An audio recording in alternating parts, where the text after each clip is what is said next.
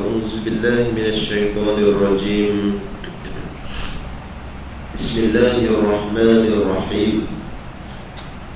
السلام عليكم ورحمة الله تعالى وبركاته. الحمد لله رب العالمين،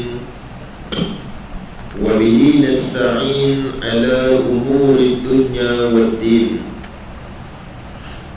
والصلاة والسلام على أشرف الأنبياء والمرسلين سيدنا محمد وعلى آله وأصحابه ومن تبعهم بإحسان إلى يوم الدين.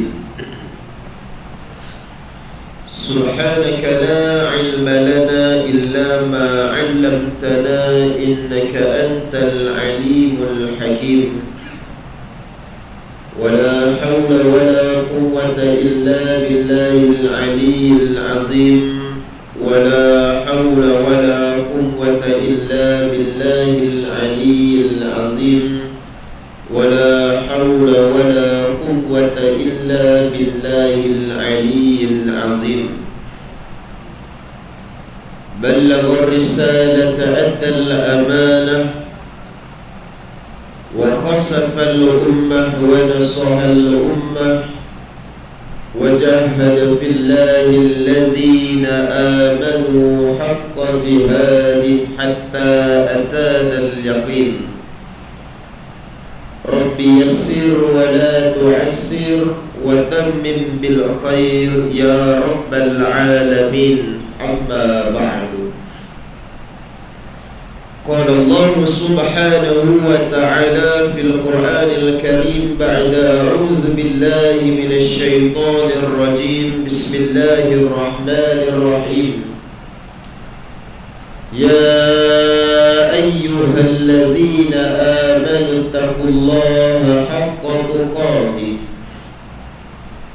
ولا تموتن إلا وأنتم مسلمون. صدق الله العظيم. Yang bermaksud, wahai orang-orang yang beriman, bertakwalah kamu kepada Allah dengan sebenar-benarnya takwa, dan janganlah sesekali kamu mati melainkan kamu berada di dalam keadaan Islam. Surah Ali Imran ayat 102. Wa qala an-nabiy sallallahu alaihi wasallam ittaqillahi haitsu ma kunta wa atbi'is sayyi'atil hasanata tamhuha wa khaliqin nasi bi khuluqin hasan, atau kama qala Rasulullah sallallahu alaihi wasallam. Yang bermaksud, bertakwalah kamu kepada Allah di mana sahaja kamu berada, dan ikutilah keburukan yang telah dilakukan itu dengan perkara-perkara kebaikan, serta bergaullah dengan sekalian manusia dengan sebaik-baik pergaulan. Alhamdulillah, yang saya hormati Tuan Pengerusi, Ashabul Kiram, Tuan-tuan Imam, Tuan Bilal, serta seluruh ahli jawatan kuasa dan juga saf pimpinan surau, dan yang saya hormati lagi raikan tuan-tuan guru, para alim ulama, para asatizah yang bersama dengan kita pada pagi ini. Mudah-mudahan bertambahnya kebaikan serta keberkatan di sisi Allah Subhanahu wa ta'ala, insya-Allah. Dan juga seterusnya kepada semua sekali para jemaah muslimin dan muslimat, ibu-ibu, ayah-ayah, abang, adik, kakak yang saya kasihi, serta dimuliakan Allah Subhanahu wa ta'ala sekalian. Alhamdulillah, pertama dan selamanya kita bersama merafakkan setinggi-tinggi syukur kepada Allah Subhanahu wa ta'ala yang tidak terhingga di atas segala kenikmatan yang masih lagi diberikan dalam kehidupan kita sampailah pada saat hari ini. Walhal di dalam masa yang sama ada ketikanya kita sebagai hamba terleka dengan perintah daripada Allah. Walaupun dalam masa yang sama ada ketikanya kita sebagai hamba jauh dengan Allah Subhanahu wa ta'ala. Tetapi hebatnya subhanallah, Allah tetap lagi masih memberikan dengan nikmat yang masih kita punyai sampailah pada saat hari ini, hatta termasuklah dengan seluruh anggota tubuh badan yang masih kita ada dalam keadaan sempurna. Boleh sahaja ditakdirkan Allah nak menjadikan dalam kehidupan seseorang itu apabila satu detik waktu dia leka dengan Allah, maka Allah cabut dengan satu kenikmatan yang ada pada anggota tubuh badan. Dan Allah boleh sahaja jadikan apabila ada hamba-Nya yang tidak ingat kepada Allah, maka dicabut lagi dengan kenikmatan anggota yang lainnya. Tetapi Allah tidak bersifat dengan demikian, malah Allah tetap menambahkan lagi dan masih tetap memberikan tanpa putus nikmat daripada Allah Subhanahu wa ta'ala. Mudah-mudahan perkara ini mendapat jadi peringatan kepada diri kita agar sentiasa menjadi manusia yang bersyukur dan mentaati perintah Allah Subhanahu wa ta'ala, insya-Allah. Muslimin dan muslimat, para jemaah dirahmati Allah Subhanahu wa ta'ala sekalian, kita sambung dalam pengajian berkitab kita daripada kitab adab-adab orang Islam, dan dalam kita masih lagi perbincangan sedikit lagi untuk mengakhirkan tajuk berkaitan dengan adab-adab terhadap Allah Subhanahu wa ta'ala, yang mana telah kita bincang sebelum daripada ini beberapa perkara. Di antara adab kita dengan Allah dalam kehidupan ini, antaranya perlulah melihat dan memandang bahawa nikmat Allah itu luas dalam kehidupan kita dan tidak terbatas. Dan yang berikutnya di antara adab kita dengan Allah Subhanahu wa ta'ala, iaitu dalam keadaan kita melihat luasnya kekuasaan Allah dalam kehidupan kita ni, mencakupi dengan segala yang ada. Makna kata, kalaulah ada sesuatu yang berkuasa dalam hidup yang dengan kelebihan-kelebihan yang tersendiri, maka di antara adabnya kita dengan Allah Subhanahu wa ta'ala wajib mempercayai dan kena mengakui bahawasanya nikmat Allah ini, kekuasaan Allah ini lebih luas daripada itu. Kekuasaan, kelebihan yang ada dalam kehidupan ini masih lagi bergantung dengan kekuasaan daripada Allah. Sebagai contoh apa dia? Orang-orang yang memiliki kekuasaan, dia rasa boleh buat apa sahaja. Tetapi dalam masa yang sama, kita kena tahu bahawasanya dari sudut adabnya, dia masih lagi bergantung dengan kekuasaan Allah Subhanahu wa ta'ala yang tidak ada tandingannya. Baik, yang berikutnya disebutkan lagi berkaitan dengan adab-adab terhadap Allah ialah seseorang Muslim itu ketika melakukan maksiat dan keluar daripada mentaati Allah, ia merasakan bahawa amaran Allah itu terkena ke atas dirinya. Azab siksa tetap akan berlaku, seperti mana juga dia merasakan ketika mentaati Allah dan menurut dengan segala perintahnya, seolah-olah janji yang baik daripada Allah tetap berlaku dan seolah-olah keridhaannya berhasil diraih. Ini adalah sebahagian daripada sifat baik sangka terhadap Allah, dan itu juga termasuklah di dalam satu daripada adab-adabnya terhadap Allah. Kerana tidak dikira beradab orang yang menderhaka kepada Allah dan tidak mentaatinya, di samping menyangka bahawa Allah tidak mengetahui perbuatan dan tidak akan bertindak terhadap segala dosa-dosanya.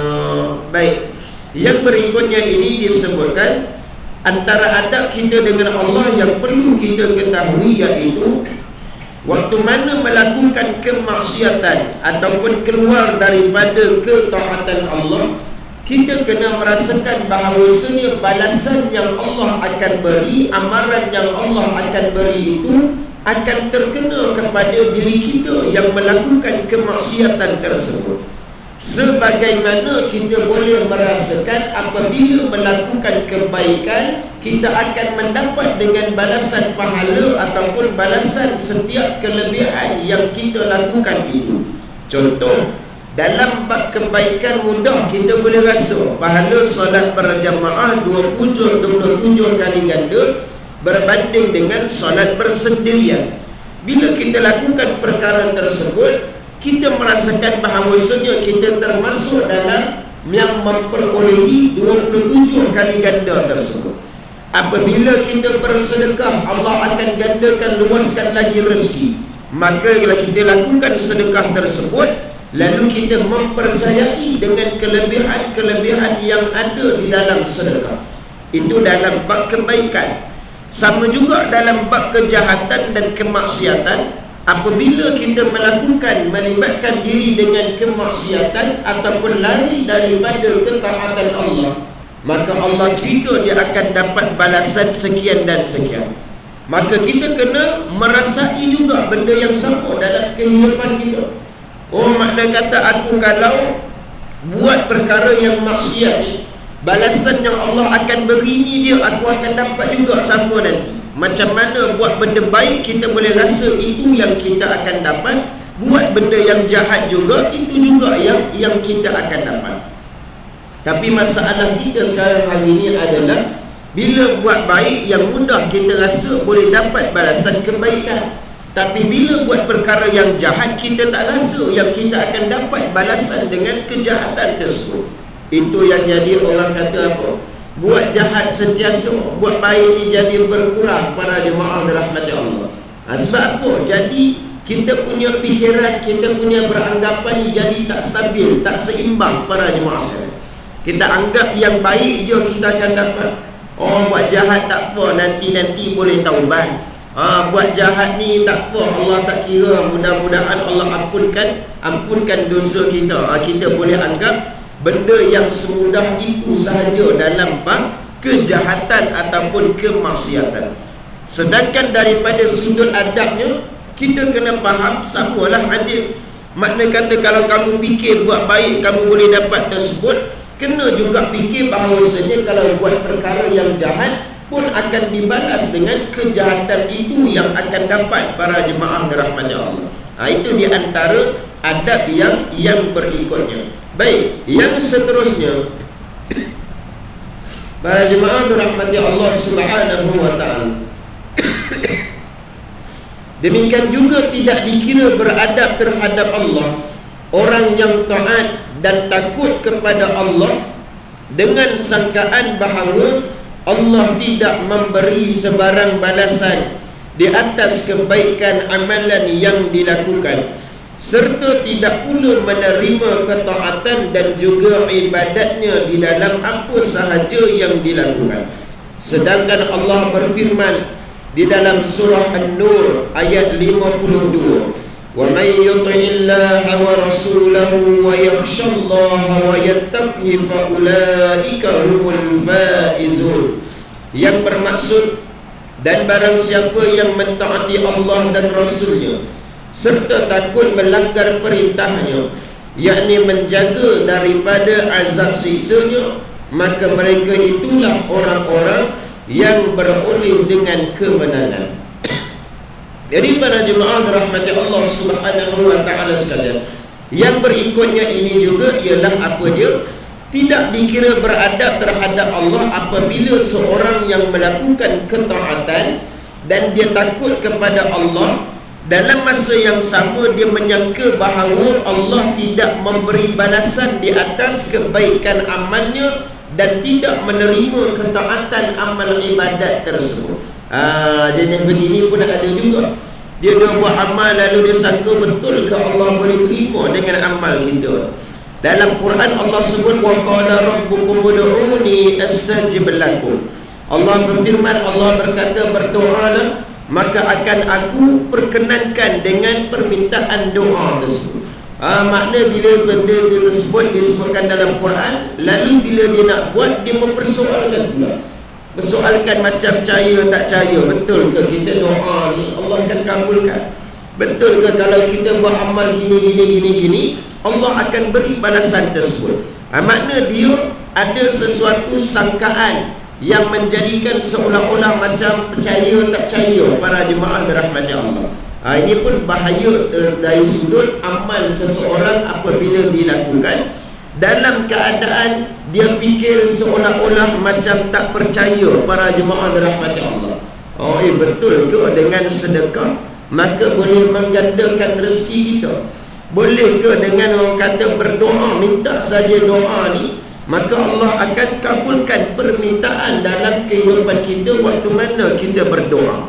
Ini sangkaan yang terlalu awal, persepsi yang negatif para jemaah sekalian. Sedangkan dari sudut apa yang kita minta, apa yang kita laksanakan dalam kehidupan kita ni, Allah akan terima. Maka Allah nak tengok usaha kita para jemaah rahmati Allah, sejauh mana usaha yang kita lakukan dan sejauh mana dalam amal ibadat itu kesungguhan yang kita lakukan para jemaah rahmati Allah. Kalau bersungguh kita tahap itu saja, tahap itu sajalah yang Allah akan berikan kepada kita. Sebab tu nak ibadat ni nak buat, biar buat sungguh-sungguh para jemaah dirahmati Allah. Macam mana kalau dalam pekerjaan kita boleh buat bersungguh-sungguh.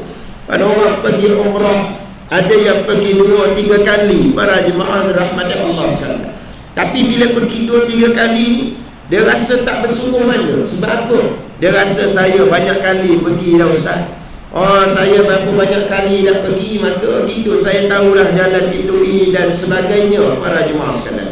Ada jenis orang gini. Sedangkan bila 2-3 kali pergi ini para jemaah dirahmati Allah, walaupun nampak umrah macam biasa, setakat hari ini kalau nak pergi 2-3 kali boleh, mudah para jemaah sekalian. Bahkan dia rasa macam biasa, akhirnya tidak ada kesungguhan. Itu yang jadi sampai sana akhirnya bayar beribu-ribu, solatnya di bilik, di hotel para jemaah sekalian.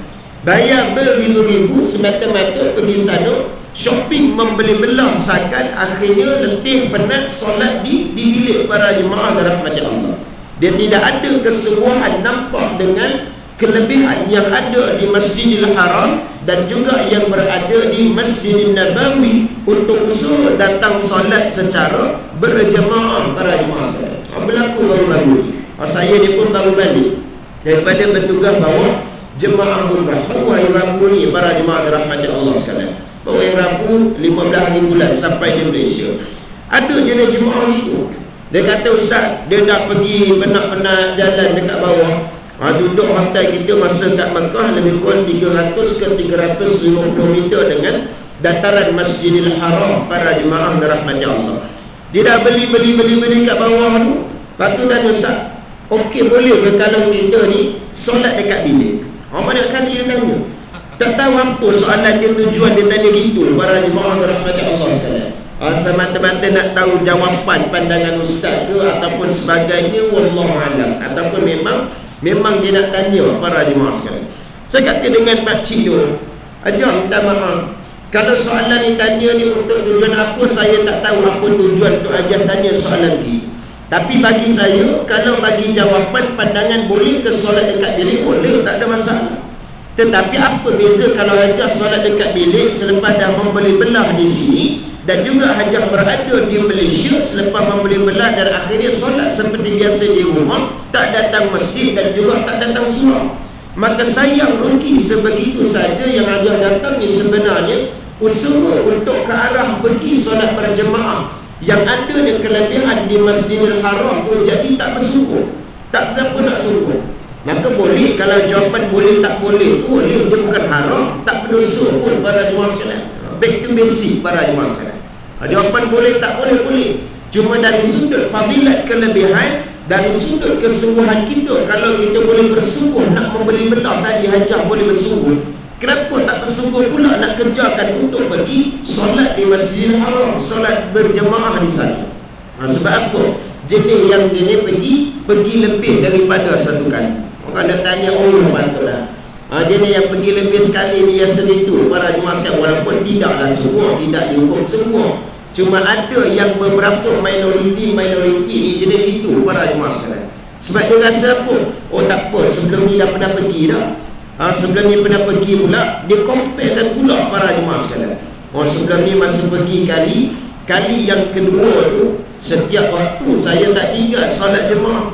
Maka kali ni punya pergi tak apalah kot, kalau sekali solat dekat bilik, tak nak datang pergi solat berjemaah. Ada orang duduk pandangan macam tu, tak tahu para jemaah dirahmati Allah sekalian, macam mana dia tak rasa feel untuk datang pergi menunaikan ibadat umrah itu daripada kalimah talbiyah bila berada sebelum daripada haddul haram sepadan memasuki tanah haram. Kita bertalbiyah sama-sama dalam bas. Bila bertalbiyah dalam bas, kita hayati dengan lafaz talbiyah itu, labbaik Allahumma labbaik. Ini sebenarnya adalah panggilan seruan daripada Allah. Walaupun yang dok pergi 2 kali, yang dok pergi 3 kali, para jemaah dirahmati Allah sekalian, bila kita hayati dengan kalimah talbiyah itu, panggilan ini adalah panggilan daripada Allah. Bukan semua orang direzekikan dengan karunia tersebut. Kita nampak ada yang ada rezeki duit tapi masa tak ada para jemaah sekalian. Ada yang direzekikan dengan rezeki duit boleh pergi para jemaah sekalian, tapi kesihatan tubuh badan tidak mengizinkan. Tapi ada yang Allah rezekikan sihat tubuh badan, masanya ada, dalam masa yang sama rezeki dia pula belum lagi rezeki nak sampai, macam-macam jenis. Tapi bila duk pergi biasa, yang duk pergi ulang 2-3 kali ni, bila mana tidak menghayati dengan roh ibadat umrah yang dilakukan, termasuk dengan lafaz talbiyah tersebut dari sudut falsafahnya, akhirnya tu jadi itu para jemaah sekalian. Pergi duk rasa dah pergi 2-3 kali, ni kali yang ketiga pergi dah. Kali pertama kedua itu okey dah, dapat solat jemaah sentiasa. Kali ketiga ni pergi sekadar nak pergi saja, nak berjalan, maka tu yang dia akan dapat Allah bagi para jemaah dirahmati Allah. Jadi muslimin dan muslimat para jemaah dirahmati Allah sekalian, kena rasa begitu. Kita dok buat benda baik, dok buat amal ibadat, yakin dan percayalah ibadat itu Allah sentiasa memerhati, Allah sentiasa melihat, Allah sentiasa menilai, dan Allah akan sentiasa membalas dengan ibadat yang kita lakukan. Bergantung bagaimana amal ibadat yang dilakukan itu dari sudut niat di hati kita. Niat kita dok laku amal ibadat tersebut kerana nak dapat pujian manusia, ya Allah akan bagi, orang akan puji kamu ni rajin beribadat. Allah bagi dah, Allah bagi para jemaah sekalian. Tak percaya dok buat rajin solat, amal ibadat, dok baca Quran, tapi dalam hati kita niat biar orang dok kata yang kita ni rajin dok baca Quran. Tak percaya pilah umrah 2-3 kali, bila balik Malaysia nak biar orang kata oh dia ni dok banyak duit, tiap tahun dok ulang umrah, maka tak ada orang lain boleh buat macam dia. Sebagai contoh, nak biar dapat dengan kata-kata dari manusia, maka akhirnya Allah akan bagi. Orang akan berkata, oh haji ni hebat, tiap tahun tak tinggal umrah dalam kehidupan dia, tiap tahun dia ni duk pergi ulang alik Mekah gitu saja. Orang akan sebut tak? Ya, orang akan sebut. Tapi takat tu sajalah yang akan dapat di sisi Allah Subhanahu wa ta'ala. Allah akan bagi para jemaah sekalian. Tapi kalau buatnya itu dengan penuh kehambaan, buatnya dengan penuh keinsafan, dia bawa diri dia sebagai hamba kepada Allah Subhanahu wa ta'ala, 2-3 kali sekalipun dia lakukan umrah, dia dok buat amal ibadat, dok baca Quran, hatinya betul-betul ketika lakukan amal ibadat tersebut, maka Allah akan bagi berdasarkan apa yang diniatkan para jemaah sekalian. Barulah dia akan mendapat balasan yang hebat, yang besar dan redha daripada Allah Subhanahu wa ta'ala. Sebab tu kita ada buat amal ibadat kita ni, walaupun tahu ada dia punya kelebihan tersendiri. Orang contoh solat duha, ada lagi masa waktu duha, kita tahu orang yang jaga solat duha, insya-Allah rezeki dia juga Allah akan jaga, Allah akan jaga. Kita tahu dengan kelebihan tersebut, tetapi janganlah kita dok buat sesuatu itu niatnya kerana itu saja para jemaah sekalian. Buatlah amal ibadat betul, kita tahu ada kelebihan-kelebihan yang tersendiri, tapi ibarat orang kata pejam mata bagaikan angin yang lalu begitu sahaja para jemaah sekalian. Niatlah yang utama, ibadat yang dilakukan itu untuk mendapat redha daripada Allah Subhanahu wa taala. Dia nak dapat redha Allah. Bila ibadat kita dok lakukan, Allah akan redha. Allah redha dengan ibadat tersebut, maka yang lain, urusan lain, insya-Allah Allah akan jaga dan Allah akan beri para jemaah sekalian. Tapi kita dok takut dok buat amal ibadat, tujuan kita kenapa dok solat? Nak jaga rezeki. Kenalah solat duha. Kalau tak solat duha nanti rezekinya jadi tak terjaga, akhirnya redha Allah ni pun kita payah nak dapat para jemaah sekalian. Kan buat satu amalan, buat satu ibadat, biar niat kita untuk, ya Allah, redhalah dengan ibadat yang aku lakukan, terimalah dengan ibadat yang aku lakukan. Dekat tu je. Lepas daripada tu jangan risau dengan bimbang. Kita dah buat sungguh, Allah akan bagi sungguh para jemaah dirahmati Allah. Jadi ini dari sudut adab, terutamanya dalam kita melakukan amalan ibadat kepada Allah Subhanahu wa taala. Baik. Yang terakhir, bahagian kesimpulan para jemaah dirahmati Allah Subhanahu wa taala. Kesimpulan daripada tajuk ini ialah adab-adab terhadap Allah. Yang pertamanya, kesyukuran seorang muslim kepada Tuhannya di atas nikmat-nikmat yang diterima. Ini kesimpulan yang pertama yang menjadikan kepada kita supaya bersyukur kepada Allah Subhanahu wa taala di atas segala nikmat yang kita dapat. Walaupun ada masa kita nak lebih, tapi yang lebih tu belum dapat lagi. Yang ada pada keadaan semasa tu, syukur dulu para jemaah dirahmati Allah. Ada ketikanya Allah nak uji dalam kehidupan kita. Mau minta macam-macam, minta itu dan sebagainya. Tapi yang semasa ni ada ni payah kita nak bersyukur para jemaah sekalian. Kadang kita doa, ya Allah berikanlah aku ni, berikanlah aku ni, kurniakanlah aku ini rezeki yang melimpah ruah. Tapi tertinggal kita, ya Allah aku bersyukur dengan nikmat yang aku ada pada hari ini, ya Allah. Kita tertinggal buat doa untuk kita bersyukur. Ya Allah, aku syukur dengan nikmat yang kau masih berikan kepada aku hari ini, ya Allah. Nikmat aku dapat berjalan, nikmat aku boleh teruskan hidup seperti biasa. Maka minta barulah, minta ya Allah tambahkan rezeki dalam kehidupan aku, ya Allah. Tapi biasa yang tu tertinggal. Biasa kita nak minta berkaitan dengan tambah rezeki, tak salah. Cuma dalam masa yang sama supaya kita bersyukur dengan keadaan nikmat semasa yang kita ada. Yang kedua, perasaan malunya ketika hendak berbuat sebarang kemaksiatan. Mesti kena wujud dengan rasa malu apabila nak buat maksiat. Kenapa nak kena rasa malu bila buat maksiat? Sebab apabila sedang melakukan kemaksiatan itu dalam keadaan diperhatikan oleh Allah Subhanahu wa taala, yang pertama. Yang kedua, kenapa kena rasa malu apabila melakukan maksiat? Ya, tidakkah kamu malu apabila kamu sedang melakukan kesalahan, yang mana kesalahan yang kamu lakukan itu dalam masa sama kamu ada kenikmatan yang kamu ambil daripada Tuhan pemilik tersebut. Ibaratnya kita duk pinjam barang orang, hak milik orang, orang duk bagi pinjam barang dia dekat kita para jemaah sekalian. Kita buat salah dekat dia punya barang tu dalam keadaan kita tak minta maaf, kita tak cakap terima kasih, tak cakap minta maaf, duk bagi gitu saja. Maka tidakkah patutnya kita kena rasa malu? Malu dah pinjam, dia bagi elok, kita pulang bagi balik tak elok. Kita pulang pula tak minta maaf, kita sedang melakukan kesilapan pada barang tersebut yang diberi pinjam oleh orang lain para jemaah sekalian. Itulah ibarat kita nak mudah faham demikian. Hidup atas dunia, hidup di atas muka bumi Allah, Allah duk bagi dengan nikmat. Ada sihat, tapi sihat ada tu kamu duk buat maksiat dengan pemilik yang Allah berikan kesihatan kepada kita. Allah dah beri dengan harta. Harta tu menjadikan kamu senang lenang di atas dunia, tapi akhirnya dengan harta itu menjadikan kamu buat maksiat dengan harta yang kamu ada. Patut kena ada rasa malu. Itu yang kedua. Baik, kesimpulan yang ketiga, kembali bertaubat kepadanya dengan taubat yang sebenar-benarnya, ataupun disebut sebagai taubatan nasuha para jemaah dirahmati Allah. Taubat yang sebenar. Taubat yang sebenar ni antaranya dalam Riyadhus Shalihin dan banyak kitab-kitab ulama yang lain menyebutkan Iaitu apa dia? Taubat mestilah yang pertama disusuli dengan rasa kesungguhan supaya tidak mahu lagi mengulangi dosa yang dilakukan.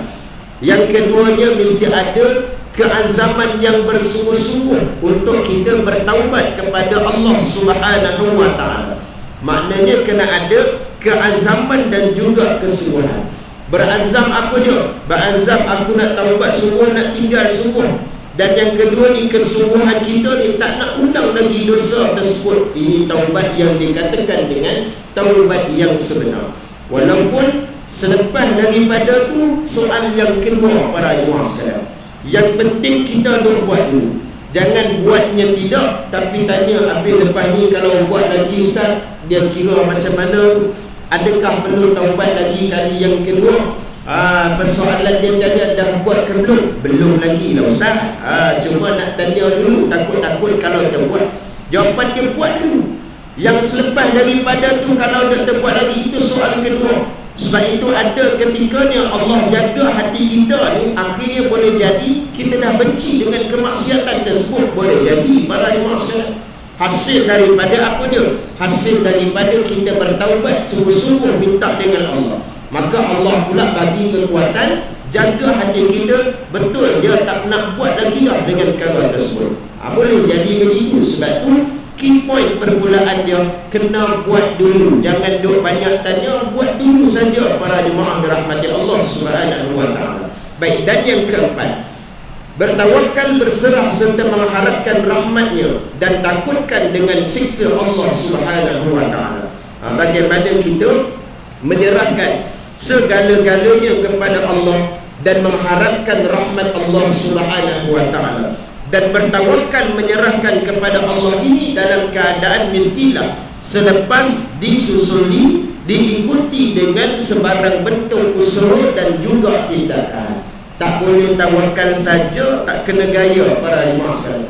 Tawakal contoh macam kita balik kampung kan, balik kampung rumah tak kunci, rumah biar buka gitu. Bila balik-balik insya-Allah Allah akan jaga. Allah jaga, tak perlu nak takut. Allah Rasul ada apa nak takut? Allah jaga rumah kita, biar pintu buka. Balik-balik tengok memang lapang habis, kosong rumah para jemaah sekalian. Masa tu nak kata apa dia? Allah tak jaga ke rumah kita? Takkan nak kata gitu. Tak ada usaha nak buat. Betul lah kita tawakal, habis usaha lah, lock lah pagar rumah, pintu dan sebagainya. Selepas daripada tu barulah konsep tawakal itu kita serahkan kepada Allah Subhanahu wa ta'ala. Andai nak terjadi juga, nak kata apa, kita pun dah usaha para jemaah sekalian. Setengah dia letak konsep tawakal ni tak kena pada tempat, tak kena pada gaya. Dia silap meletakkan para jemaah dirahmati Allah. Itu bertawakal. Dan yang terakhirnya, yang kelima, berbaik sangka bahawa Allah akan melaksanakan segala janji siksa ke atas orang yang dikehendaki, dan juga berbaik sangka bahawa Allah akan melaksanakan segala janji-janji baiknya. Jadi ini perkara yang kelima dari sudut kesimpulan berkaitan tajuk adab terhadap Allah. Kena baik sangka. Baik sangka kadang kita buat, boleh jadi dalam bab kebaikan ada setengah yang sangka betul ke, percaya tak percaya, boleh jadi sangkaan begitu para jemaah sekalian. Maka kita kena meyakini ia Allah akan berikan. Dan boleh jadi juga yang dia buat baik banyak ni, tetapi dalam masa yang sama Allah beri pula dengan pelbagai ujian dalam kehidupan. Takkan kita buat baik, buat benda ni lama dah, tapi akhirnya dapat benda yang di sebaliknya, lagi kuat pula ujian dalam kehidupan. Kalau begini pun sama, kena berbaik sangka. Baik sangka kita fikir mudah saja. Sebagaimana apa yang saya ingat daripada kitab Sa'id Hawa di dalam kitabnya Jundullah. Dia sebut apa dia? Bahawasanya kita perlu mengetahui bahawasanya hakikat keimanan seseorang itu kepada Allah tidak akan sentiasa dihampar dengan permaidani yang indah. Andai ada yang berfikiran sebegitu, mereka ini adalah orang yang jahil tentang hakikat keimanan kepada Allah Subhanahu wa ta'ala. Apa makna dia? Sa'id Hawa terangkan, jangan kita fikir untuk beriman kepada Allah, untuk dekat diri kita dengan Allah, untuk menaikkan diri kita lebih dekat dengan Allah ini sentiasa dihampar dengan permaidani yang indah. maknanya akan sentiasa dibalas dengan baik, akan sentiasa terima dengan balasan-balasan kebaikan. Sedangkan dia sebut orang-orang yang berfikiran sebegitu, mereka ini adalah orang yang jahil tentang hakikat keimanan pada Allah. Dia adalah orang yang jahil, sedangkan nak beriman pada Allah, makin nak dekat dengan Allah, makin kita kena bersedia dengan sebarang bentuk ujian daripada Allah. Itulah kategori ataupun itulah ujian yang perlu kita akan hadapi. Sebab itu syurga itu mahal nilainya para jemaah sekalian. Nak dapat syurga Allah, kita kena tempuh perkara-perkara yang ada atas dunia. Simple mudah nak dapat syurga Allah, jaga taat Allah Subhanahu wa taala, solat fardu subuh. Bila tanya solat subuh ni ada tak ujian kita nak datang solat subuh ni? Ada para jemaah sekalian, itu nilai syurga. Bukanlah kita nak nisbahkan sebegitu, tapi nak mudah faham kisahnya gitu para jemaah sekalian. Itulah dia punya nilai, maknanya tempuh dulu ujian. Ujian nak dapat syurga Allah, jaga dengan ketaatan Allah mula daripada subuh. Nak jaga subuh ni macam-macam ujian, dah macam-macam. Dengan ujian rasa hawa nafsu, rasa nak bangun tak nak bangun, duk pilih antara dua. Dah turun bawah pula para jemaah sekalian, duk kena dapat imam duk baca satu rakaat satu muka, ujian juga para jemaah sekalian.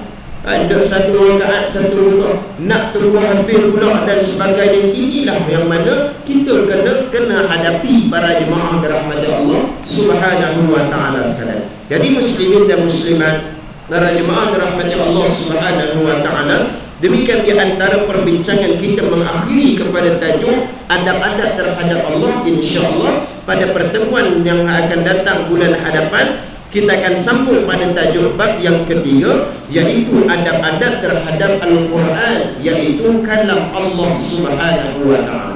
Jadi sekadar itu saja pada pagi ini. Mudah-mudahan pertemuan kita mendapat manfaat dan keberkatan daripada Allah, dan perpisahan kita terhindar daripada sebarang dosa dan kemaksiatan, insya-Allah. Wallahu a'lam. Yang baik itu datang dari Allah, yang lemah dan kurang pada diri saya mohon ampun dan maaf. Aqulu qouli hadza wa astaghfirullahal azim li wa lakum wa lisairil muslimin wal muslimat wal mu'minina wal mu'minat innahu huwal ghafurur rahim. A'udzu billahi minasy syaithanir rajim. Bismillahirrahmanirrahim. Alhamdulillahi rabbil alamin. Wassalatu wassalamu ala asyrafil anbiya'i wal mursalin wa ala alihi wa sahbihi ajma'in. Allahumma ij'al jam'ana hadza jam'an marhuma wa tafarruqana min ba'dihi tafarruqan ma'suma.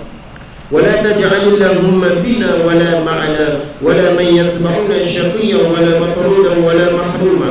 Ya Allah, ampunkan dosa kami, Ya Allah, dosa kedua ibu bapa kami, Ya Allah, dosa guru-guru kami, Ya Allah, serta ahli keluarga kami, sahabat-sahabat, jiran, tetangga dan karya masyarakat kami, Ya Allah. Ya Allah, wahai Tuhan kami mohon kepadamu, Ya Allah, terimalah amalan ibadat yang kami lakukan sepanjang dalam hidup kami, Ya Allah. Terimalah solat, bacaan Quran kami, Ya Allah, dan ibadat-ibadat amalan sedekah yang kami lakukan, Ya Allah, agar menjadi penyelamat kepada diri kami satu ketika nanti, Ya Allah. Ya Allah, Ya Rahman, Ya Rahim, panjangkan usia kami, Ya Allah, untuk bertemu dengan di dalam bulan Sya'ban dan memasuki dalam bulan Ramadan nanti, Ya Allah. Dan rezekikan kepada kami dalam Ramadan itu, yaitu pada malam Lailatul Qadar, malam yang lebih baik daripada 1000 bulan, Ya Allah. Ya Allah, wahai Tuhan kami, berilah kekuatan kepada anggota tubuh badan kami, kesihatan tubuh badan kami, untuk kami dapat melaksanakan ketaatan-Mu dalam keadaan yang baik, Ya Allah. Berikanlah makanan yang apa kami makan, Ya Allah, yang memberikan khasiat kepada tubuh badan kami, Ya Allah, agar kami dapat beribadat dengan baik, Ya Allah. Rabbana atina fid dunya hasanah wa fil akhirati hasanah wa qina azabannar. Wa sallallahu ala sayyidina Muhammad wa ala alihi wa sahbihi wa baraka wa sallam. Walhamdulillahi rabbil alamin. Taqabbalallahu minna wa minkum. Assalamualaikum warahmatullahi taala wabarakatuh.